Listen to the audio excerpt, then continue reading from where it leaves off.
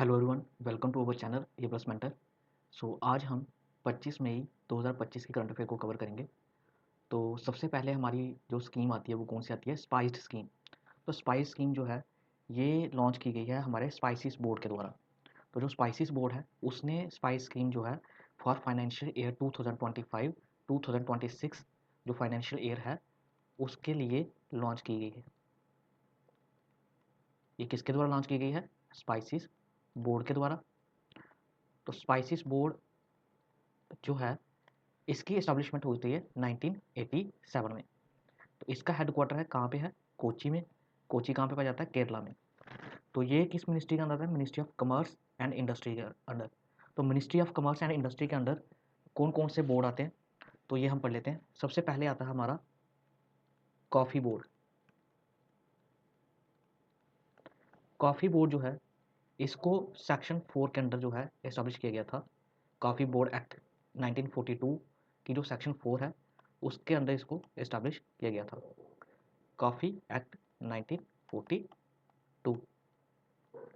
और इसका जो हेडक्वार्टर है वो कहाँ पे है? बेंगलोर में। कहाँ पे? बेंगलोर। नेक्स्ट में आता है रबर बोर्ड। रबर बोर्ड जो है ये भी किस मिनिस्ट्री के अंदर आता है? Ministry of commerce and industry के अंदर आता है। तो ये सारी क्या है? स्टैट्यूटरी ऑर्गेनाइजेशंस हैं। तो ये भी सेक्शन 4 के अंदर इसको एस्टेब्लिश किया गया था। और इसका जो एक्ट है वो कौन किस एक्ट के अंदर किया गया था? Rubber act 1947।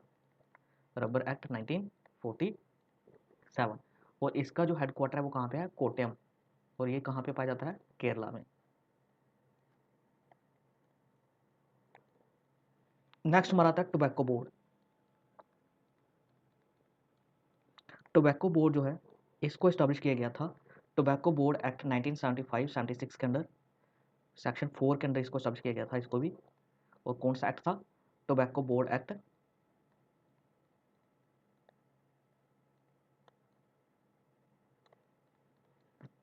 1976 और 1975। और इसका जो हेडक्वार्टर है वो कहाँ पे है? गुंटूर में। नेक्स्ट हमारा जो कि स्पाइसिस बोर्ड है ये एस्टेब्लिश किया गया था 1987 में। तो spices board act 1986। Spices board act 1986 और एस्टेब्लिश किया गया था 1987 में। तो ये 19 टोबैको बोर्ड एक्ट 1975 1975 के अंडर इसको सेक्शन 4 के अंडर एस्टेब्लिश किया गया था टोबैको बोर्ड को। और 76 में ये एस्टेब्लिश हो गया था। तो ये सारी क्या है? हमारी स्टैट्यूटरी ऑर्गेनाइजेशंस हैं। इसके बाद हम पढ़ेंगे जो इंपॉर्टेंट स्पाइसेस हैं। कौन सी स्टेट जो है उसका कौन सा रैंक है वो पढ़ेंगे। तो इसके बाद हमारी आती है जो सबसे पहले जो स्पाइसेस आता है वो कौन सा आता है? Black pepper. तो ब्लैक पेपर जो है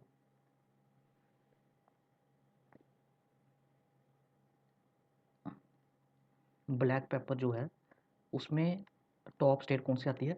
सबसे टॉप पे आती है कर्नाटका। प्रोडक्शन में कर्नाटका जो है वो सबसे ज़्यादा प्रोड्यूस करती है क्या? Black pepper. उसके बाद कौन करता है? केरला। तो ये दो स्टेट्स आपको याद रखनी है। ब्लैक पेपर में टॉप प्रोड्यूसिंग स्टेट कौन सी है? कर्नाटका। और सेकंड नंबर पे कौन सी है? केरला। उसके बाद जिंजर।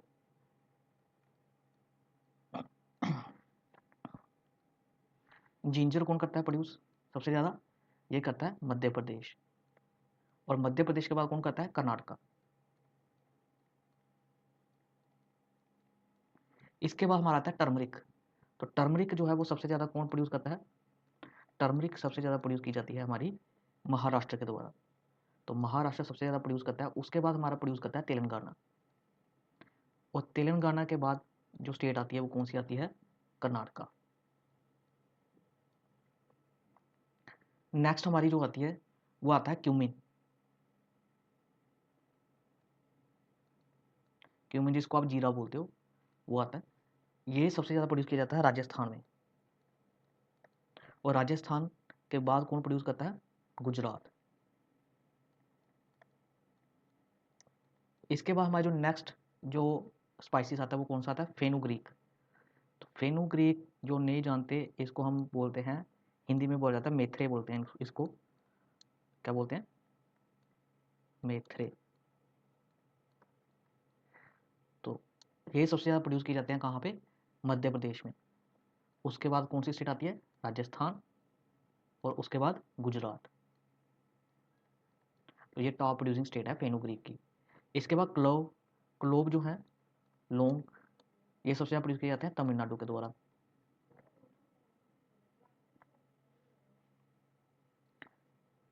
नेक्स्ट हमारा आता है टैमरिंड, इमली। इमली कहाँ पे प्रोड्यूस की जाती है सबसे ज़्यादा? तमिलनाडु में। उसके बाद कर्नाटका। उसके बाद केरला। नेक्स्ट हम आते हैं नटमेग। और नटमेग सबसे ज़्यादा प्रोड्यूस किया जाता है कहाँ पे? केरला में।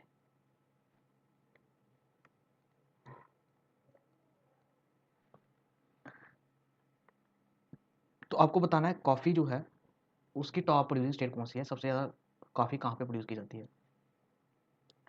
तो ये जो आपका कॉफ़ी, ये जो आपका था स्पाइसिस बोर्ड, तो ये स्पाइसिस बोर्ड जो है इसमें इसको मर्ज किया गया था कार्डमम बोर्ड और स्पाइसिस एक्सपोर्ट प्रमोशन काउंसिल, इन दोनों को मर्ज करके जो है इस स्पाइसिस बोर्ड को बनाया गया था।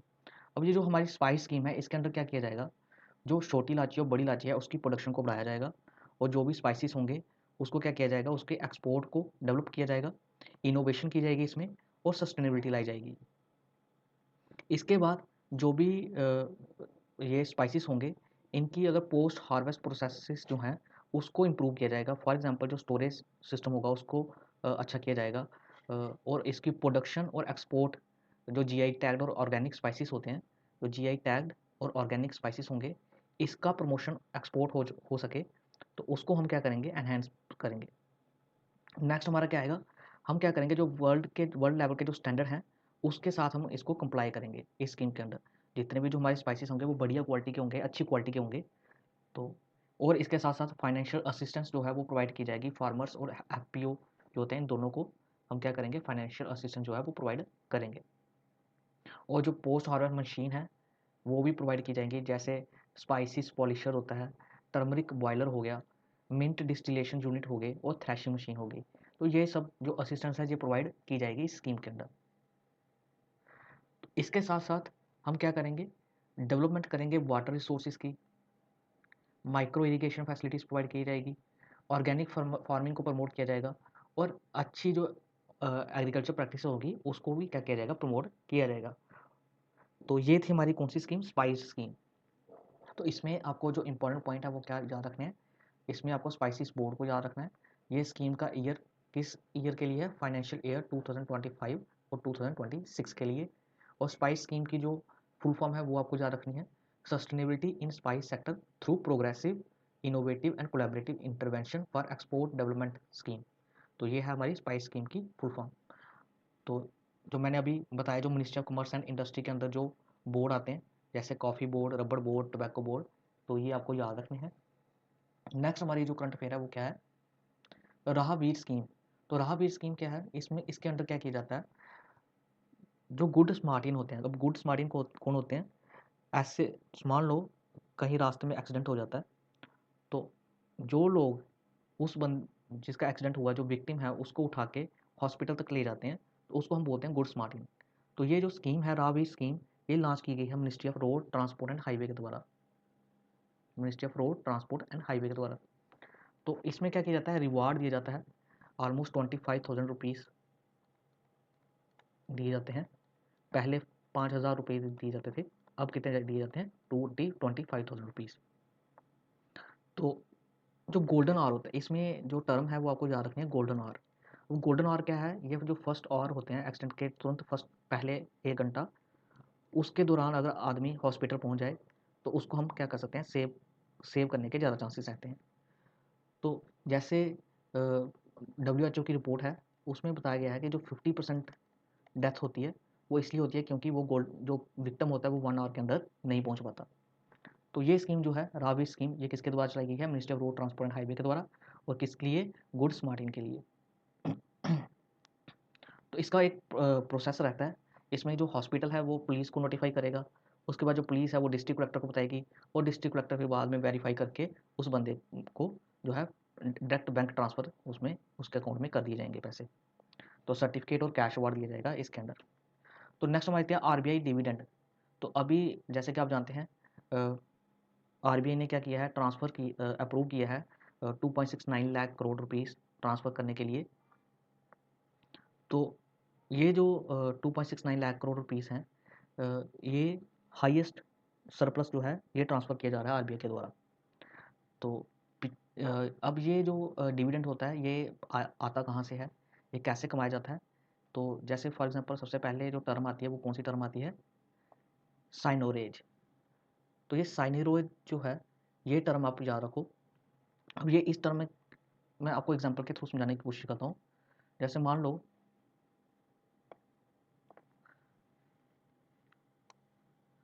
लो जो आरबीआई है वो 500 रुपीज़ की करेंसी जो है वो बनाता है, वो प्रोड्यूस करता है, और उसको कॉस्ट कितनी पड़ती है, उसकी जो कॉस्ट है वो ऑलमोस्ट 300 रुपीज़ की पड़ती है। तो इसकी जो फेस वैल्यू है वो कितनी है, वो है हमारी 500 रुपीज़, और कॉस्ट कितनी आई 300 रुपीज़। तो इसमें जो आरबीआई ने जो प्रॉफिट कमाया, जो पैसे कमाए, वो कितने कमाए 200 रुपीज़। तो इस तरह जो है आरबीआई जो है वो अपने पैसे जो है वो जनरेट, डिविडेंड जो है वो जनरेट करता है। ये नॉन टैक्स रेवेन्यू होता है इसमें ये, ठीक, कौन सा नॉन टैक्स रेवेन्यू होता है।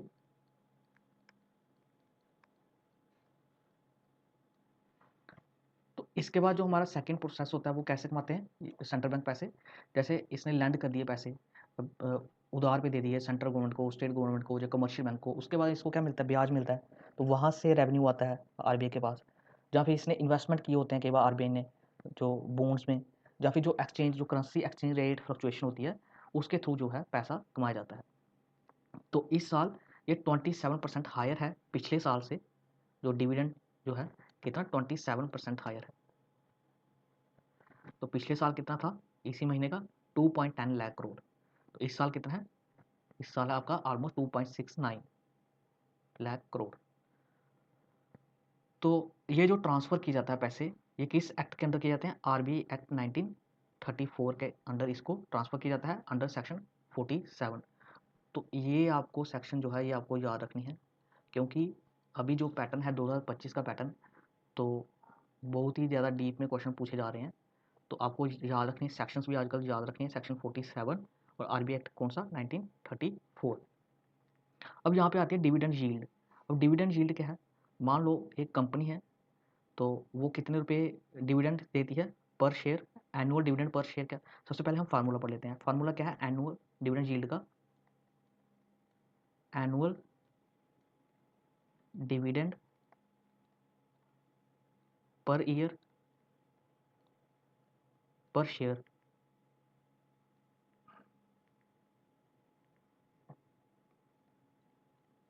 Divided by current market price of share.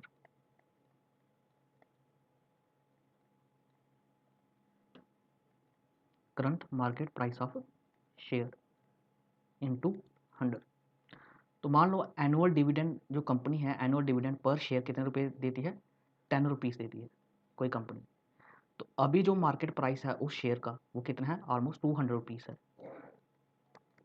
तो डिविडेंड यील्ड कितना होगा, अगर एनुअल डिविडेंड मतलब कितने प्रॉफिट जो है वो अपने जो शेयर होल्डर है उसको देता है हर साल के, एक शेयर के पीछे।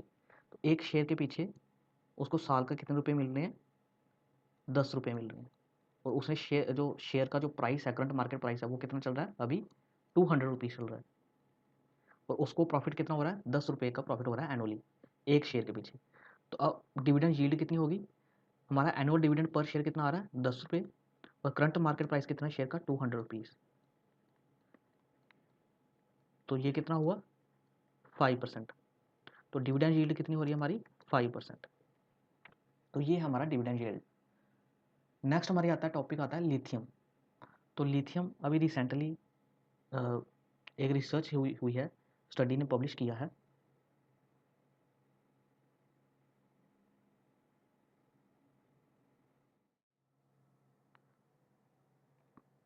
तो लिथियम पे क्या की गई है, स्टडी की गई है रिसेंटली, और किसके द्वारा की गई है, ड्यूक यूनिवर्सिटी है उसके द्वारा स्टडी की गई है, ड्यूक यूनिवर्सिटी के द्वारा। तो इसमें आपको दो जो वर्ड हैं वो आपको याद रखने हैं। सबसे पहला वर्ड आता है सलार। तो सलार क्या है, ये साल्ट पैन्स होते हैं। क्या होता है, साल्ट पैन्स, जिसको हम क्या बोलते हैं, सलार बोलते हैं। अब ये सलार्स जो हैं, साल्ट पैन क्या चीज़ होती है, जो समुद्र के किनारे पे अगर आप जाओगे तो साल्ट बनाने के लिए छोटे छोटे खड्डे बनाए जाते हैं, जिसमें जो वाटर है वो इवेपोरेट कर जाता है और पीछे क्या बच जाता है, साल्ट बच जाता है। तो इन्हीं जो छोटे छोटे खड्डे हैं इनको बोला जाता है साल्ट पैन, तो जिसको हम सलार भी बोलते हैं। तो यहाँ पे बोला जा रहा है जो 40% जो ग्लोबल लिथियम प्रोडक्शन है वो कहाँ से आती है, इन्हीं लार्ज साल्ट पैन के द्वारा आती है, जो कि कहाँ पे पाए जाते हैं, सेंट्रल एंडीज माउंटेन जो कि साउथ अमेरिका में पाया जाता है, और तिब्बतियन प्लेट्यू। यहाँ से हमारा कितना 40% जो ग्लोबल लिथियम है वो यहाँ से आता है। अब नेक्स्ट जो टर्म है वो याद रखने वाली है, कौन सी, ब्राइन। तो ब्राइन क्या होता है, ये एक्सट्रीमली सलीन वाटर होता है जिसमें जो है लिथियम जो है डिजॉल्व हुआ होता है, तो जिसको हम क्या बोलते हैं, ब्राइन बोलते हैं। तो ये जो स्टडी की गई है हमारी कहाँ पे की गई है, तो बोलीविया में एक जगह है जिसका नाम है सलार डी यूनी, जो कि world largest lithium brine reserve है, जो कि लोकेटेड है हाई एल्टीट्यूड एरिड रीजन में। तो ये आपको याद रखना है, बोलीविया नाम की जगह है ये, यहाँ पे स्टडी जो की गई है। अब ये स्टडी में क्या पाया गया है, जैसे कि आप सभी जानते हैं जो सी वाटर का जो पानी होता है उसकी जो पीएच स्केल होता है कि वो एसिडिक होगा या बेसिक होगा, तो ये किसके ऊपर डिपेंड किया जाता है, जो कार्बोनेट मॉलिक्यूल्स होते हैं उसके अंदर, पानी के अंदर, उसके थ्रू हमें पीएच की जो वैल्यू है वो पता चलती है, उस डिटरमाइन होती है। लेकिन अब इस स्टडी में क्या पाया गया है कि जो पीएच वैल्यू है तो वो लिथियम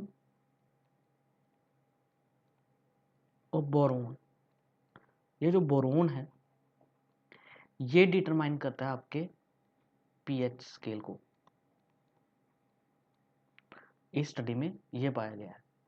तो जैसे कि आप यहाँ पे पढ़ सकते हो, it was found that unlike sea water where carbonate molecule dominate pH regulation.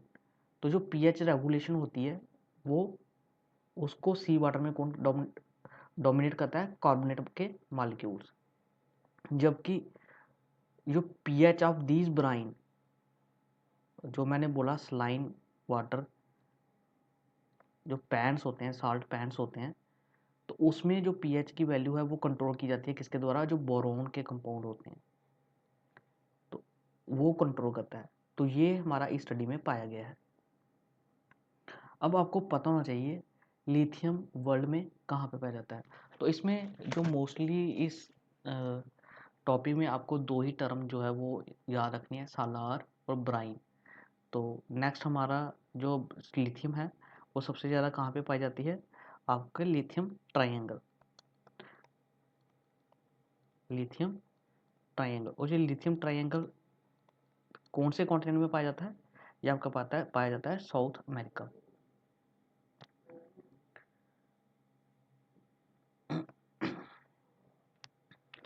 तो लिथियम जो है एक लाइट वेट सिल्वर कलर का वाइट अल्कली मेटल होता है। तो ये जैसे कि मैंने बताया था आपको लिथियम ट्रायंगल, तो लिथियम ट्रायंगल कौन कौन सी कंट्री हैं, चिली, अर्जेंटीना,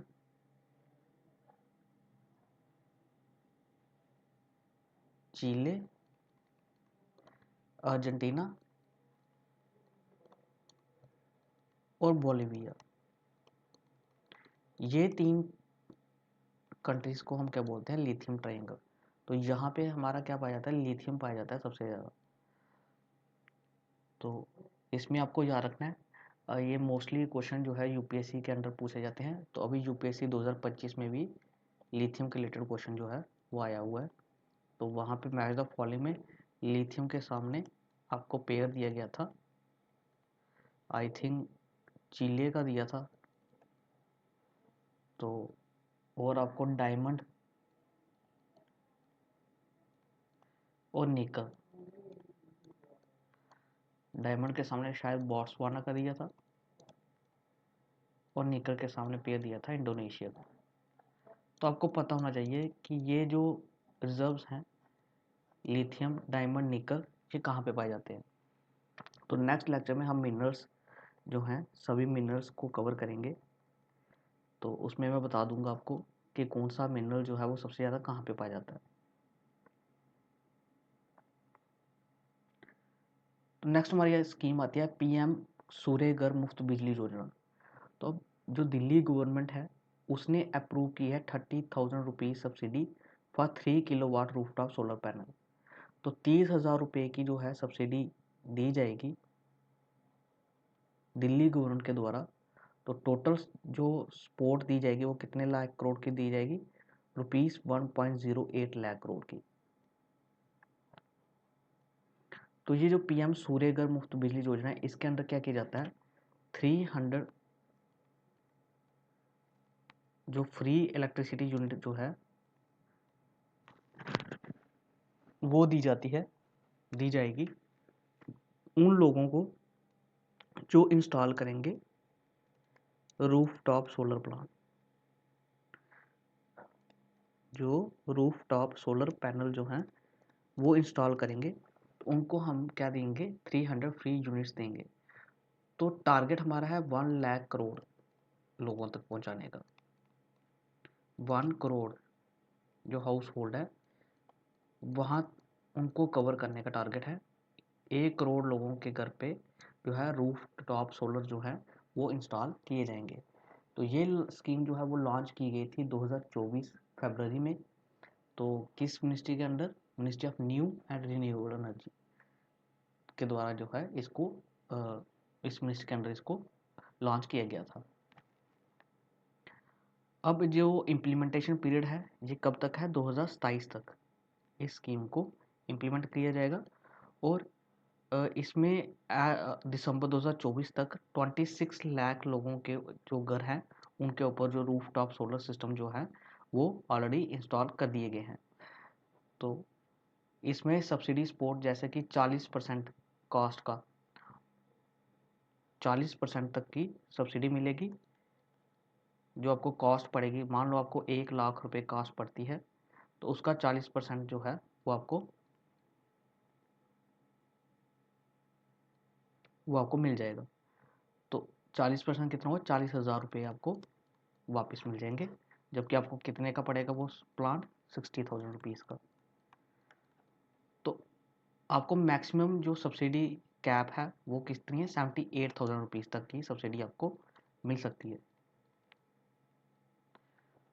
तो नेक्स्ट हमारा क्या है, पीएम सूर्य घर मुफ्त बिजली जोड़ना इन दिल्ली। तो दिल्ली में जैसे कि मैंने बताया आपको 30,000 रुपये तक की आपको सब्सिडी मिल सकती है। 1.08 लाख दिल्ली ने करोड़ रुपीज़ की जो सब्सिडी है वो देने की घोषणा की है। तो ये हाईएस्ट सब्सिडी सपोर्ट है।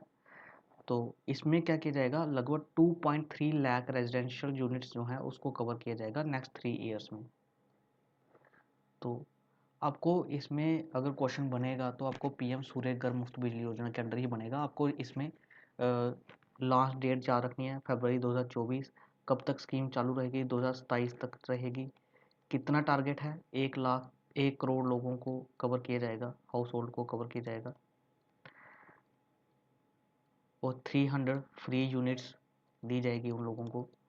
Ministry of new and renewable energy जो है नोडल मिनिस्ट्री है इसकी। तो ये कुछ इंपॉर्टेंट पॉइंट्स हैं जो आपको याद रखने हैं। कितने परसेंट सब्सिडी मिलती है, 40% सब्सिडी मिलती है। 78,000 रुपीज़ तक आपको जो है मैक्सिमम सब्सिडी कैप जो है इसकी आपको मिलती है। नेक्स्ट हमारी आता है 16th एशियाटिक लाइन सेंसस। तो ये जो सेंसस है ये गुजरात गवर्नमेंट के द्वारा इसको किया गया है, कंडक्ट किया गया है। तो ये हर 5 साल में इसको कंडक्ट किया जाता है गुजरात फॉरेस्ट डिपार्टमेंट के द्वारा। तो इसमें पाया गया है कि 891 एशियाटिक लाइन्स जो हैं वो मिले हैं गुजरात में। तो तो जो कि इंक्रीज़ हुए 32%, 2020 से 32% इंक्रीज़ हुए हैं। तो अभी इसका नंबर क्या है 891। तो इसमें इसका जो लाइन की जो एरिया है उस वो भी एक्सपेंड किया गया है। अब जो लाइन एरिया कितना ऑक्यूपाई करते हैं 35,000 स्क्वायर किलोमीटर जो एरिया है वो ऑक्यूपाई करते हैं। तो सबसे पहले जो है 30,000 2020 में 30,000 स्क्वायर किलोमीटर एरिया ऑक्यूपाई करते थे लाइंस, लेकिन अब 2025 में ये कितने ऑलमोस्ट 35,000 स्क्वायर किलोमीटर एरिया जो है वो ऑक्यूपाई किया जा रहा है लाइंस के द्वारा। तो कितने लाइंस ग्रोथ की गई है 891, 32% इंक्रीज हुई है इनकी ग्रोथ।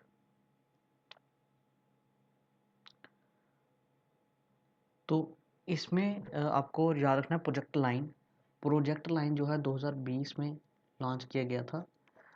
तो जो एशियाटिक लाइन है इसका जो कंजर्वेशन, एशियाटिक लाइन का जो साइंटिफिक नेम है वो क्या है पैंथरा लियो पर्सिका, पैंथरा लियो पर्सिका।